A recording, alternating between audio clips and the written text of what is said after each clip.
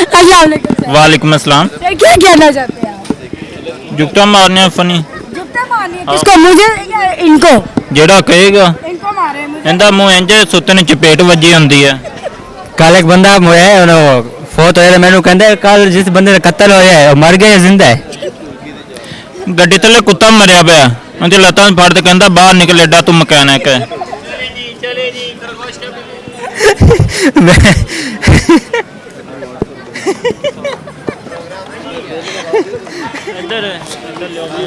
ਉਹਨੂੰ ਲੈ अभी आपकी बात। ਇੱਧਰ ਮੂੰਹ ਮੰਦਾ ਦਾ ਮੂੰਹ ਵੇਖੋ ਜਿਵੇਂ ਪਾਣੀ ਵਿੱਚ ਮੁੱਕਾ ਵੱਜਿਆ ਹੁੰਦਾ ਹੈ। बस इतना काफी है। ਉਹ ਕਰਦਾ ये मेरे ने जुगड़ कौन नहीं आंदी ना ਮੇਰੇ ਕੋਲ ਲਿਆਓ ਮੈਂ ਕਰਨਾ। ਇਹਨੇ ਤੋਤਾ ਰੱਖਿਆ ਸਾਲ ਪੂਰਾ ਮਿਰਚਾਂ ਖਵਾਉਂਦਾ ਰਿਹਾ ਕਿਤੇ ਬੋਲਤੇ ਕਹਿੰਦਾ ਮਿੱਠੂ ਤੋਤਾ ਚੂਰੀ ਖਾਣੀ ਹੈ ਉਹ ਕਹਿੰਦਾ ਕਿਉਂ ਬਗੈਰ ਤਾਂ ਮੱਚਾਂ ਮੁੱਕ ਗਈਆਂ ਨੇ। कल इन्हें बजराए मरे छलांग ठीक है ना आप तो नहीं मोया लगे इनकी बद बरू मच्छा सारे मर गए। ਇਹਨੇ ਵੀ ਨਹਿਰ ਵਿੱਚ ਛਾਲ ਮਾਰੀ ਗੋਡੇ ਛਿੱਲੇ ਗਏ ਹਰਕਾਂ ਛਿਲੀਆਂ ਗਈਆਂ। ਪੁੱਛੋ ਕਿਉਂ? क्यों? ਅੰਡਰਪਾਸ ਵਿੱਚ ਕੱਢ ਮਾਰੀ ਸੀ।